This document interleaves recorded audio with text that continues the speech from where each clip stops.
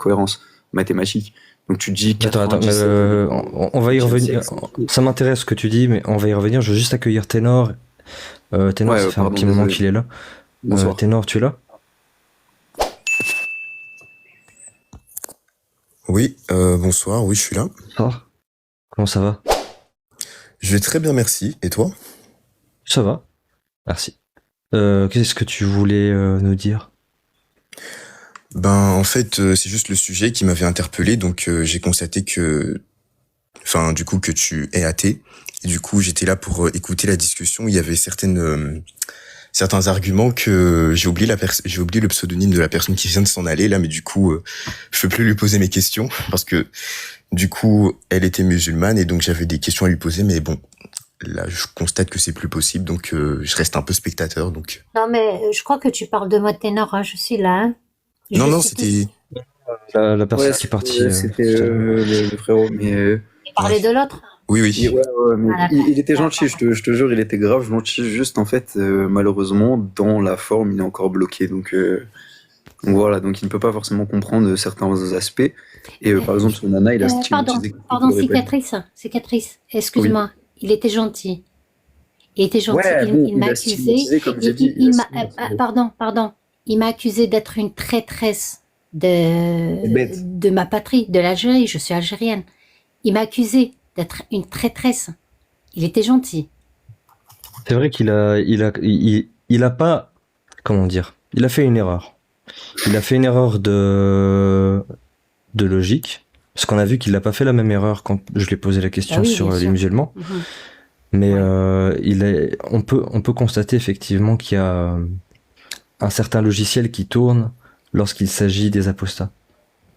Il y a un programme qui s'allume, c'est apostat.exe. Ah, ils font ça, ils font ci, donc ils pensent ça, ils pensent ci, pour cette raison-là, pour cette raison-ci. T'as pas tort. Voilà. Oh, voilà, ouais. Mais c'est exactement ça. En fait, le problème de ces gens-là, Voilà. franchement, faut, comme j'ai dit, intégrité de chacun. Hein. C'est pas parce que j'ai défendu Nana que je vais pas le défendre lui, comme je vous l'ai dit. En fait, lui, il voit la chose comme sa position de religieux. Sa position de religieux va forcément, d'une certaine manière, se mettre au niveau défensif émotionnel face à quelque chose qu'il ne comprend pas et qui en plus touche à sa religion, donc touche d'une certaine manière à son intégrité humaine, à sa fameuse question existentielle, ce qui nous encode tous, hein, d'une certaine manière. Donc, lui, dans sa tête, il est en mode ah, elle, vas-y, c'est au niveau politique, vu qu'elle est dans ce tel lieu de l'Algérie, elle concevoir au niveau politique, au niveau des origines. Avant, elle n'était pas vraiment de l'Algérie en elle-même. Enfin bref, ça fait une connectivité, comme tu avais dit, C'est des idées qui est préconçues, incompréhensible au final. Enfin, qui est Vicky, compréhensible. Mais ça me vu- surprend pas. Moi, ces gens-là, on les connaît, hein, on les connaît. Parce que l'Algérie. ne fais pas la même chose, Nana. Oui, mais pourquoi pas? Pourquoi pas? Je dois Ben me parce que défendre quand même. oui, non, mais faut pas se défendre avec faut pas combattre le feu par le feu, ça sert à rien. Mais vu qu'il est plus là, j'aimerais qu'on évite de parler de lui. Ça sert plus à rien. Du coup, je veux juste dire bonjour à Etenor. Est-ce que tu avais quelque chose à dire en plus ou pas? C'était pas juste par rapport à l'intervention de tout à l'heure.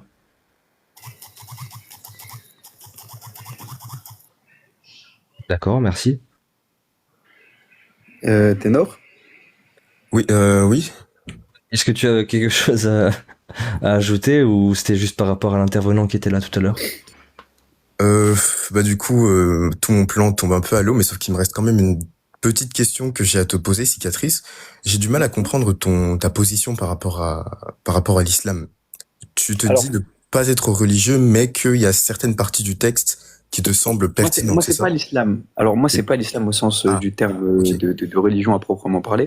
Moi, comme a laissé entrevoir, par exemple, Damonji dans les commentaires, je suis au niveau de l'universalisme de toute chose. Ce qui veut dire que tout a un différent langage.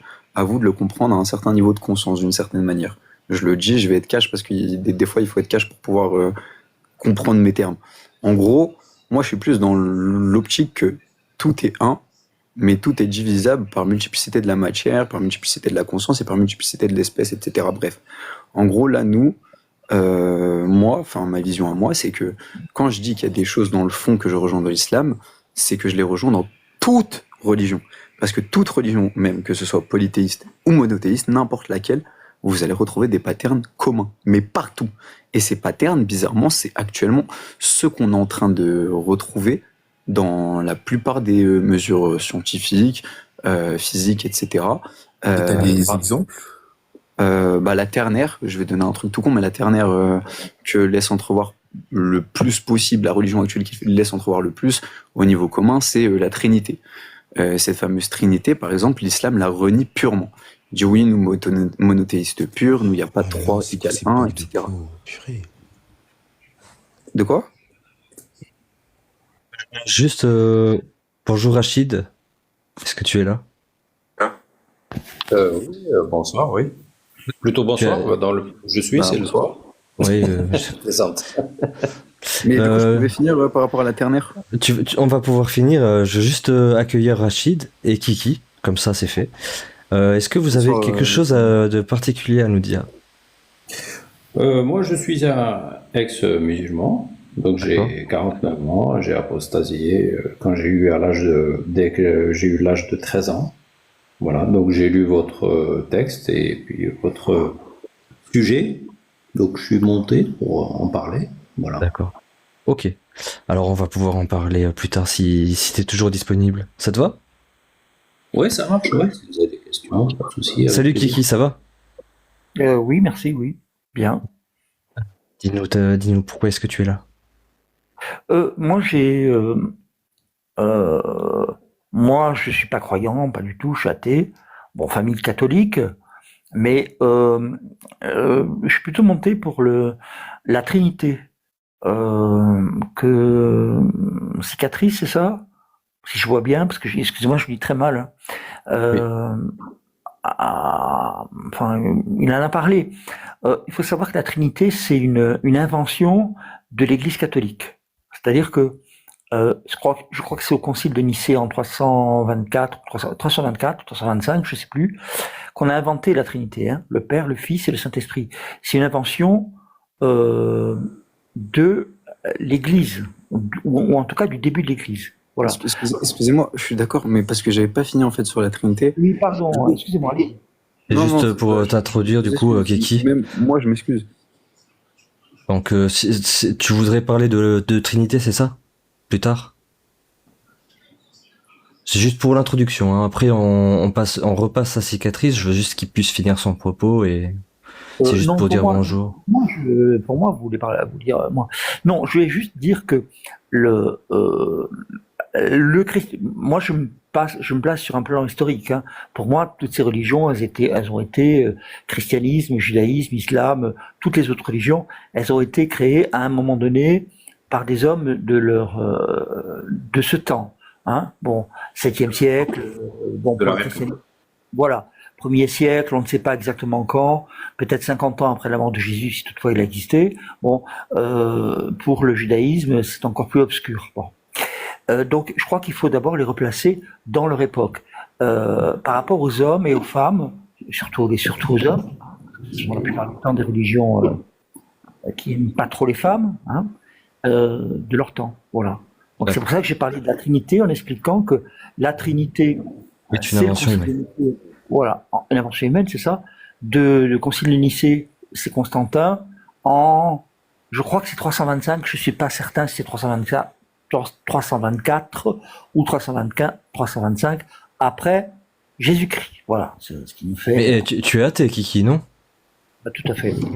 Alors, toutes les religions et spiritualités sont des inventions humaines au final.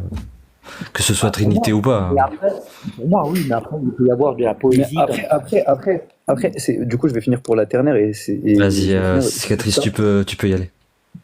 Quand vous dites aussi que tout est invention humaine, que ce soit la spiritualité, la science, la métaphysique, la mathématique, la physique ou n'importe quoi, est une pure invention humaine de l'observateur pour comprendre son espace, son environnement.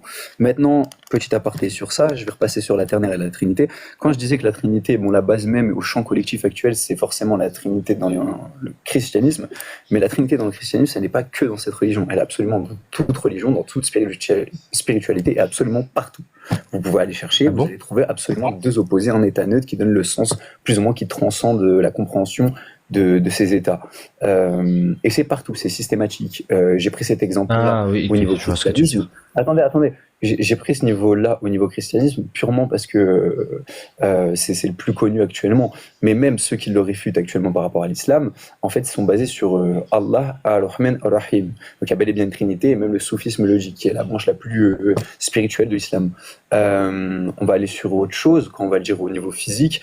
Sur tout état, tu vas trouver deux états opposés, un état neutre qui transcende la chose. C'est ce qui permet le sens, c'est littéralement ce qui permet l'existence de l'univers. Quand tu vas aller à l'échelle, par exemple, quantique, tu vas trouver le spin moins, le spin positif, enfin le spin négatif, spin positif, superposition, ce qui donne le sens. Tu vas aller à notre échelle, par exemple, de notre conscience, entre guillemets, à l'échelle où on comprend actuellement, tu vas trouver un inconscient, un subconscient, une conscience. Tu vas trouver en fait plein de patterns qui se retrouvent partout. Par exemple, Et dans l'hindouisme, par exemple, ça serait quoi? un autre pattern mathématique qu'on retrouve systématiquement dans tous les livres spirituels, entre guillemets, hein, je vais dire, mais dans tous les écrits spirituels, c'est une certaine fractale et récursivité, qui sont deux points qui sont censés être extérieurs, hein, tu vois, qui sont censés être, comment dire, opposés en mathématiques, mais qu'au final, qui se complètent d'une certaine manière, parce qu'elle permet une compréhension globale d'un système. Oui, mais dans l'hindouisme, ça serait quoi? Dans l'hindouisme, l'hindouisme, c'est le yin et le yang, non? C'est taoïsme, je crois. Dans le yin et le yang, je crois que c'est le Brahme, Bouddhisme. en gros, qui est en complémentation. Mais dans tous les cas, dans chaque religion, vraiment, j'ai encore le papier, mais je vous l'enverrai pour ceux que ça intéresse. Et dans chaque religion, tu vas vraiment retrouver deux principes opposés, un certain point d'appui neutre, entre guillemets, qui est la superposition des systèmes, d'une certaine manière, si je parle au niveau physique, la superposition des systèmes qui donne du coup la transcendance et qui donne le sens à son système, une manière de se comprendre. D'accord. Et actuellement, c'est les derniers Tu veux dire que c'est quelque chose, c'est un pattern qu'on retrouve finalement dans toutes les croyances il y a humaines. certains patterns dans l'intuitif spirituel, et c'est pour ça que je disais le fond est commun, mais la forme c'est de la merde, c'est purement basé sur la biologie humaine, sur le fait de ressentir les choses, donc sur les émotions. Toute forme c'est biaisé. Les religions, dans les formes, c'est biaisé. C'est fait pour contrôler la population. Mais, d'une certaine manière, et c'est là que, entre guillemets, Dieu, parce que je ne crois pas en Dieu, je crois en autre principe, je ne vais pas l'expliquer, mais en gros, c'est là qu'en gros, tu vois que le mauvais, d'une certaine manière, quelque chose qui est fait pour contrôler le conscient humain, d'une certaine manière, dévoile le bien derrière. En gros, on va t'imposer quelque chose, de cette imposition, tu vas essayer de transcender la chose, trouver une compréhension derrière, et là va venir une opposition structurante, quelque chose qui restructure les opposés d'avant. C'est une manière dont la conscience se développe, on va dire à notre échelle d'observateur. Et c'est ce qu'on a vu dans beaucoup de choses de la civilisation, hein. On évolue de cette manière. Hein. Il y a pas moyen d'évoluer de manière pacifique? Pacifique, malheureusement non, parce que quand on regarde vraiment dans les termes, et c'est moi dans ce que je crois, je dirais que le bien et le mal dans notre univers n'est pas différenciable. Justement, il y a un état neutre qui est le sens littéralement entre ce bien et le mal, qui permet à l'univers de se comprendre et justement d'évoluer et d'exister. D'accord. Tout l'univers est basé sur des paradoxes. Il est à la fois fini pour son observateur, infini pour sa complétude, au niveau où il y a une dimension où tout est un, l'information. Là, on est en train de remettre en question pas mal de principes, oui. De principes, de phénomènes physiques et scientifiques grâce au satellite James Webb. Oui, c'est vrai. C'est quoi le côté négatif du satellite James Webb, du coup? Alors, je trouve pas qu'il y ait de côté négatif si tu parles des dernières mesures au niveau cosmologique par rapport à la décélération de l'univers. La décélération de l'univers. Ouais, il y a une décélération de la matière dans l'univers qui a été mesurée par Yonsei le 6 novembre. Ça, je sais pas au courant. Faut que je regarde. Ils ont demandé reproductibilité, en fait, pour savoir justement si l'univers encodait certaines fractalités, donc certains patterns qu'on retrouve, certains motifs qu'on retrouve systématiquement partout, que ce soit du micro, du méso, au macro, du coup. Et c'est là où ça devient fou, c'est que moi j'avais prédit, enfin je veux pas dire prédit parce que je l'avais calculé mathématiquement en fait, c'était une théorie, hein, c'était une théorie purement. J'avais dit que plus ou moins à un certain moment on allait parler de décélération, parce que je travaillais sur les cryptos à ce moment-là, il y a 3-4 ans, et qu'en gros les cryptos elles fonctionnent par des cycles exactement les mêmes, et que quand tu les mets ces cycles au niveau biologique, ben, tu retrouves émergence, tu nais, expansion, tu grandis, décélération, tu vieillis, effondrement, tu meurs, réintégration dans un champ global parce que rien ne se perd, tout se transforme en état. Donc je me suis dit, si on reproduit ces patterns systématiquement partout, ça veut dire que potentiellement même l'univers est encodé pareil, et on voit qu'on a une émergence avec le Big Bang à l'échelle de nous en tant qu'observateurs, expansion infinie, ce qu'on croyait comme expansion, comme base d'expansion, décélération de la matière noire, on arrive à la 3e phase, c'est ce qu'on laisse entrevoir depuis le 6 novembre, et du coup la prochaine phase, qui devra arriver dans pas mal de millions d'années, je vous mens pas, milliards voire, effondrement. Donc l'univers s'effondre, l'univers se retransforme en un seul état, information pure et dure.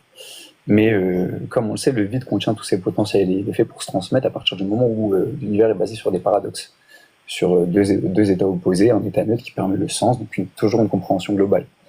De ce fait, l'univers recommence d'une cyclicité parfaite, systématiquement, avec plus de sens, plus d'informations, plus d'énergie et plus de choses. C'est la théorie actuelle la plus complète, qui répond à avec la théorie holographique. Et du coup, c'est quoi ta croyance? Moi, actuellement, je pense qu'on est à la fois création et créateur, qu'en gros, on a un inconscient. Attends, il y a un bruit de plastique. Ah, pardon. Je dirais qu'on a un inconscient collectif, et que du coup, on a à la fois création et créateur. Qu'en gros, cet inconscient et collectif n'est pas pensée purement fébrile, elle est pensée pour être compris au moment où l'observateur, sa temporalité, sa technologie, permet de le comprendre. Et c'est ce qu'on voit. Par exemple, la téléportation, c'est sorti d'une idée débile waouh, il y a des milliers d'années peut-être, vraiment, quelqu'un pensait à la téléportation, quelque chose de complètement puéril. Pourtant, à l'heure actuelle, à notre échelle, vraiment toute petite, à notre temporalité, on arrive à téléporter de l'information à l'état quantique. Donc, oui, tu parles d'intrication. C'est pas vraiment la forme. C'est pas vraiment de la téléportation. Mais... Oui, voilà, dans la forme, c'est pas réellement de la téléportation à notre échelle, genre en mode... Mais je comprends pas le rapport avec ta croyance spirituelle. Qu'en gros, tout est potentiel. Il y a encore du plastique. Tout est je dirais qu'en fait, on est à la fois Dieu. En fait, quand tu parles, il y a un espèce de bruit de plastique, on t'entend pas très bien. Pardon. Si je devais vous expliquer, parce que en fait c'est trop relatif ma compréhension de moi, ma croyance, je peux pas vous dire ma croyance, genre c'est trop puéril peut-être pour vous. Moi je dirais. Non, moi c'est ça qui m'intéresse. En fait, tout est absolument tout est tu vois, ton animal de compagnie, même tout ce qui t'entoure, absolument tout ce qui existe dans l'univers est un seul. Tout est information, tout est un état d'information. Et donc en gros, toi, moi, n'importe qui, n'importe quelque chose, et l'univers et Dieu. On a à la fois création et créateur. Et là où ça devient faux à l'échelle humaine, à notre échelle d'espèce, c'est qu'on module la réalité. On ne la comprend pas totalement, on ne la régit pas totalement, on la comprend à travers notre temporalité. Et on la module à travers notre temporalité. Et on le voit, là, avec nos expériences, à travers notre fait de créer des choses. On est la meilleure espèce pour reproduire cette chose, en tout cas sur notre planète. Pour reproduire la création. C'est une position philosophique, là, ce que tu me cites. Non, c'est vraiment pas une position philosophique, parce que... Il y a encore un bruit de plastique. Dans un univers où tout est information, au final, même à l'échelle physique, c'est obligatoire. Enfin, on a à la fois création et créateur. Tu veux que je te dise quoi? Enfin, si tout est information. Est-ce qu'il y a un nom à ton positionnement? Il y a la théorie de Tononi au niveau de l'information. Non, mais aussi. La théorie, ok, mais je veux dire, est-ce qu'il y a comment dire des mesures? Non, par exemple, je sais pas moi. Les musulmans suivent l'islam, les scientifiques suivent la science. C'est quoi comment est-ce qu'on pourrait te catégoriser? C'est purement individuel. Ça, au niveau de ça, c'est purement individuel. Tu vois, par exemple, quand tu parles avec un musulman, et ça se voit que ça le régit au niveau émotionnel. Le poteau, tu peux lui prouver par A plus B qu'il a tort sur un concept, n'importe lequel. Je te dis la vérité, un musulman ou n'importe quel religieux, tu veux lui prouver par A plus B qu'il a tort sur un concept, il va te dire non, j'ai raison. Pourquoi? Parce qu'il va se fermer. Parce que lui, individuellement, dans sa compréhension, dans son émotion humaine, dans son existence, dans le fait de créer un... Comment dire on a je vais citer une phrase de con d'un animé, mais on a tous besoin de quelque chose pour tenir le coup. C'est réel.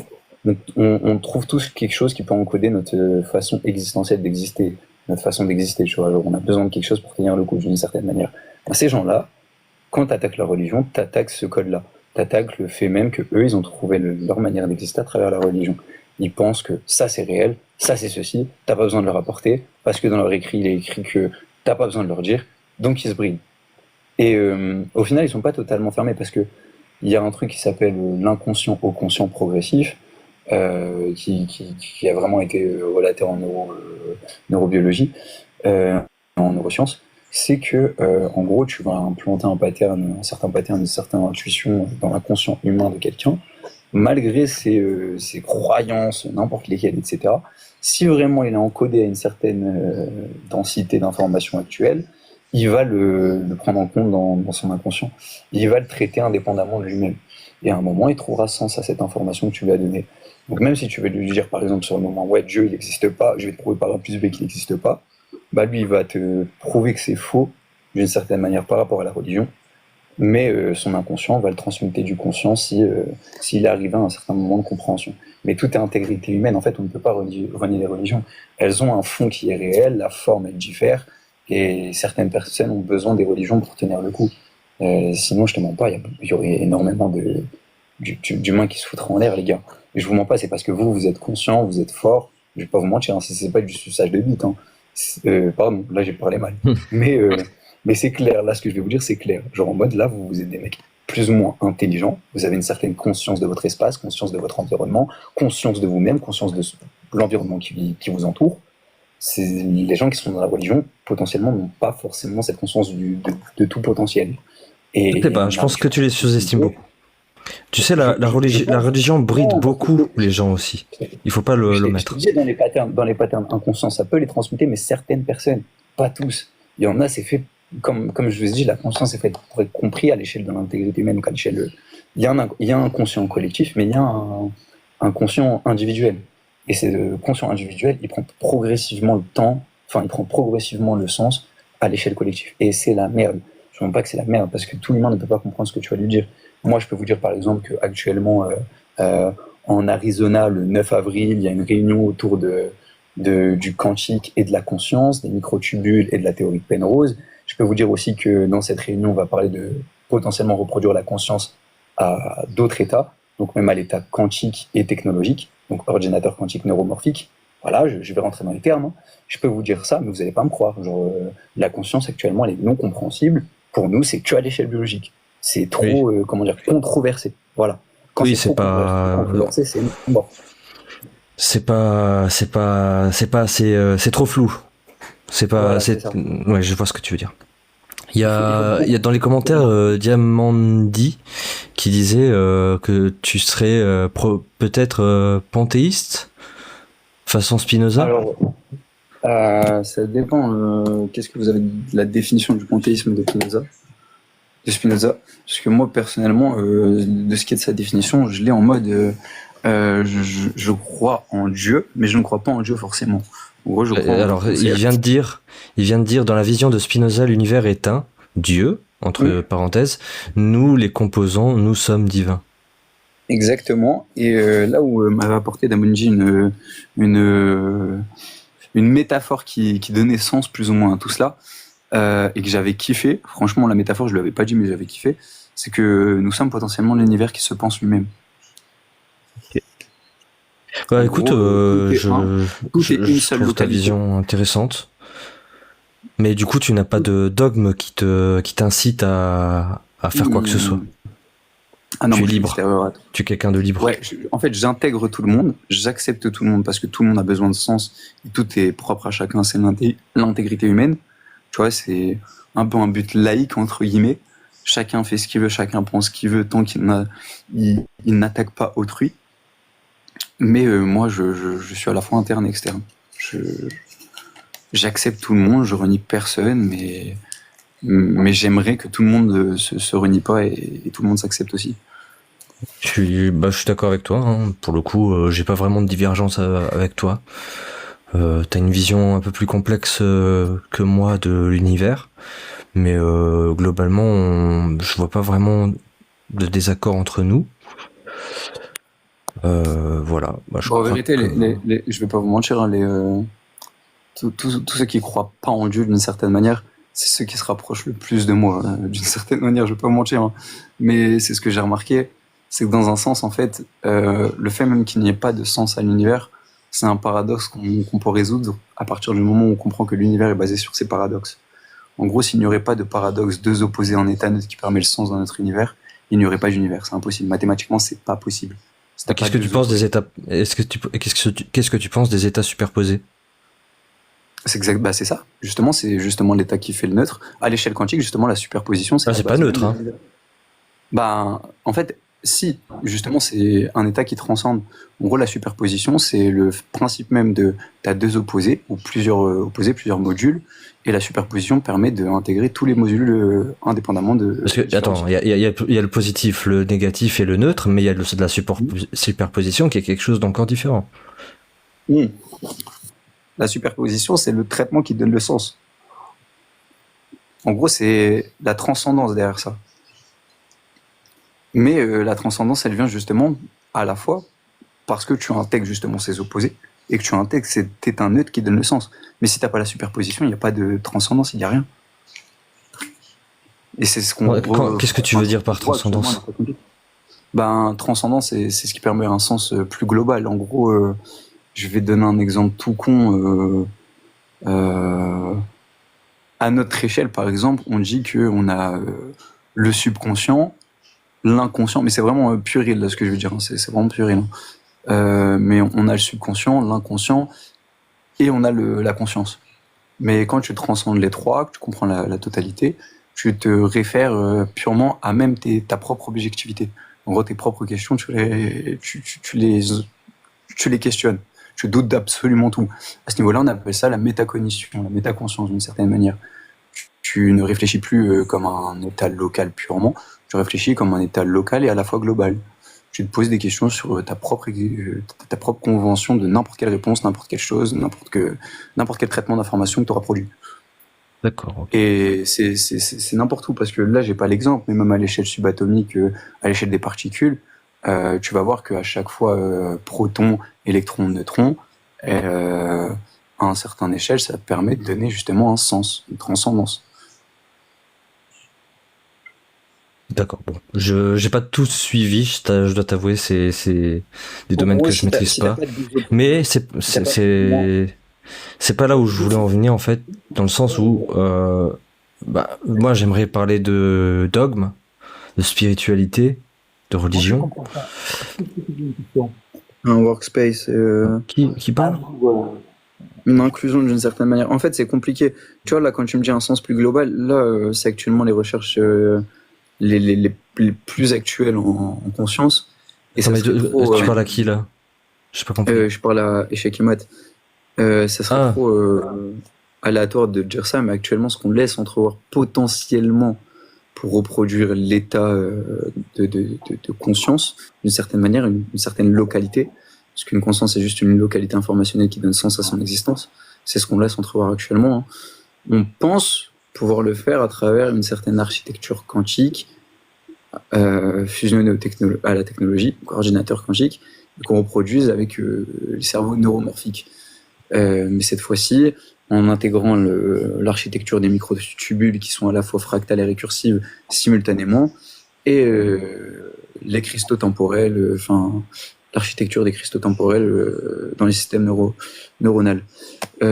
C'est la merde pour faire ça, je vous mens pas, hein. On a à peu près 5 ans devant nous, hein, juste pour reproduire cette expérience. Mais voilà, on essaie de donner clé à la conscience là actuellement. Genre, c'est un peu la clé fondamentale actuelle des recherches. C'est le bordel. Juste, Rachid a raison. C'est possible de faire tourner la parole. Ah oui, c'est possible, Ah oui, pardon. Rachid. Est-ce que tu as quelque chose à nous dire? Moi, je voulais juste poser une question, si vous me permettez. Attends, Je demandais d'abord juste Rachid. Est-ce que tu as quelque chose à dire? Moi, à dire quelque chose? Oui. Je voulais Oui, qu'on- déjà, oui, enfin, j'ai essayé de parler au niveau du texte, enfin, de votre sujet. Voilà, que j'étais annexe musulman. Musulman, ok. Voilà. Et que j'ai quitté la religion parce que il y a beaucoup trop de choses incohérentes, illogiques, contradictoires, déroutantes, misogynes, voilà. Et j'en passe et des meilleurs. Ok. Tu t'es rendu compte est-ce qu'il y a eu un élément déclencheur où tu t'es vraiment dit non, mais là c'est trop? Par exemple, le traitement des femmes. Le traitement des femmes, leur position, on va dire, elles sont considérées comme inférieures à l'homme. Elles sont soumises. Et on peut même lever la main dessus si elles désobéissent. C'est écrit noir sur blanc. Hein? Que l'homme Et a- tu as vu des injustices par toi-même? C'est quelque chose Oui. qui t'a marqué? Oui, je l'ai vu. Et puis même ceux qui l'ont vécu, les femmes elles-mêmes, je veux dire même, les femmes qui l'ont vécu, le reconnaissent et l'admettent qu'on a le droit. On a le droit par exemple, de lever la main sur une femme. Hein. J'ai entendu il n'y a pas longtemps ma propre tante, qui a été violentée, elle m'a dit oui, Allah autorise l'homme à frapper la femme, mais pas trop fort. Il faut pas la massacrer.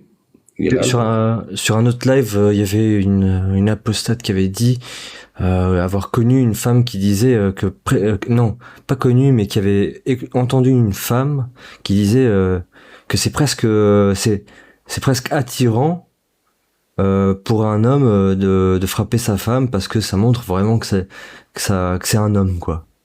Ouais, qu'il est viril. Ouais, voilà, quelque chose comme ça.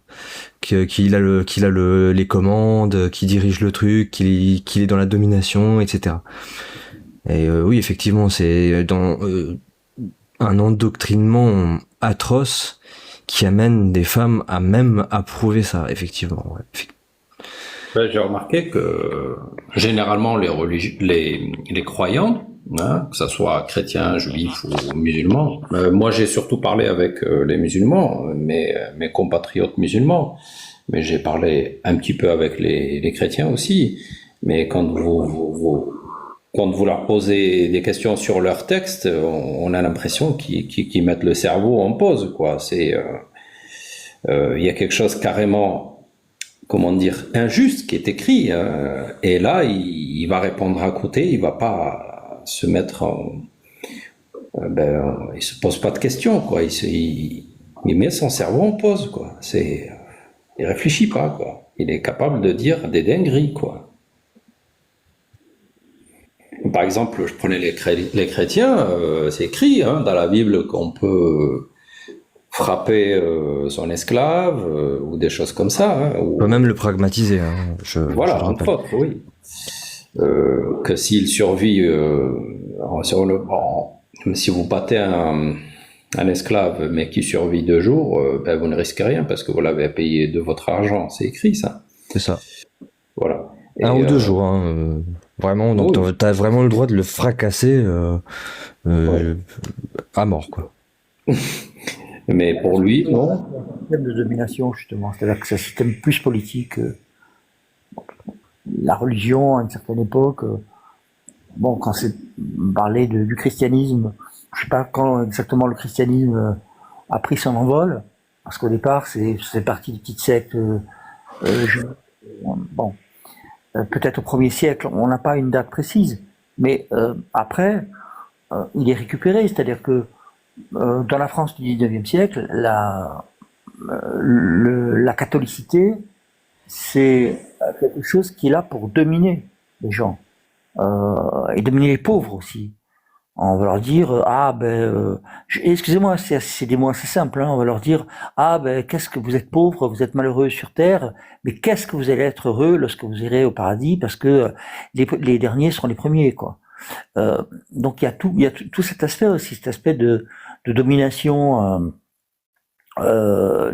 politique des religions, je pense, sur les hommes qui y croient puisque moi j'étais baptisé, si vous voulez, on m'a pas demandé mon avis.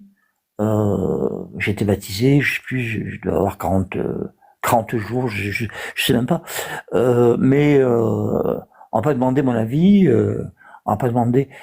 Ma génération à moi j'ai 62 ans, on était sortis du religieux. C'est-à-dire que on avait un rapport très distancié avec le catholicisme, etc. Moi, ce qui m'inquiète de plus en plus, c'est que des jeunes, je pense que la personne qui a parlé tout à l'heure, c'était un jeune homme. Il devait avoir peut-être 25, bon, quelque chose comme ça. Ils reviennent à peut-être pas une forme de religion à l'ancienne, je dirais, mais ils finissent par tout expliquer par la religion. Et ça m'inquiète énormément. De quel jeune tu parles? Tu parles de cicatrice? Oui, je pense que c'était un monsieur qui était assez jeune. C'était plus de la philosophie, c'était pas vraiment, c'était pas un dogme religieux ou quoi. Là, justement, là, il y a des gens qui parlent de la nouvelle religion serait l'illimitisme, c'est-à-dire la religion de Musk. On va aller coloniser les planètes. Bon, on est un petit peu en fait, la religion, ça s'arrête jamais, quoi. La peur de la mort et il y a aussi le désir de domination de certaines personnes. Je crois que on a parlé des grandes idéologies du XXe siècle, communisme, nazisme. On a parlé des fascismes. On a dit religion laïque. C'est des religions laïques. Et moi, je crois que c'était des religions laïques. Il faut que les gens, en fait, ils croient en quelque chose absolument, quoi, en un absolu. Et ça, c'est tragique. Enfin, pour moi, c'est tragique. Oui, je suis d'accord avec ça. Et ça divise les gens, et on divise les gens pour mieux régner. Ténor, tu as quelque chose à ajouter ou? Ben, je pense pas trop. Franchement, j'ai plutôt apprécié d'écouter l'avis de tout le monde. Moi, je suis plutôt dans cette optique de rechercher et de comprendre, puisque là, je me considère comme étant assez jeune comparé aux gens qui sont passés sur le live, donc je manque encore de connaissances. Du coup, là, c'est juste histoire d'en acquérir, quoi. Voilà. Ok. Alors moi, ça m'intéresserait d'avoir plutôt l'avis de quelqu'un qui est croyant. À part si Rachid, tu as envie de nous détailler un peu plus ton cheminement d'apostasie, si tu as des détails à rajouter. Sinon, on essaye de voir s'il n'y a pas quelqu'un qui a des croyances, qu'elles soient spirituelles, religieuses, ça peut même être des croyances ésotériques, je sais pas, peu importe.